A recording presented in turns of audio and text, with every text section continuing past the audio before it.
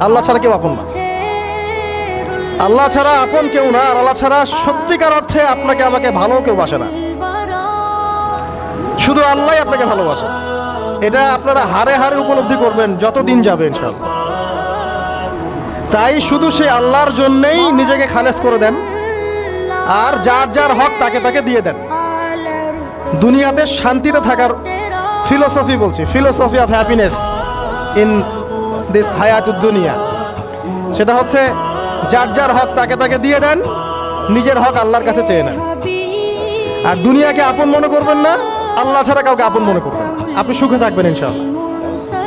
দুনিয়ার দাসত্ব করবেন, আল্লাহ ছাড়া অন্য মানুষদেরকে আপন মনে করে নেবেন, দেখবেন আপনি পদে পদে কষ্ট পাবেন। কারো কাছে আশা করেন না, কষ্ট পাবেন না।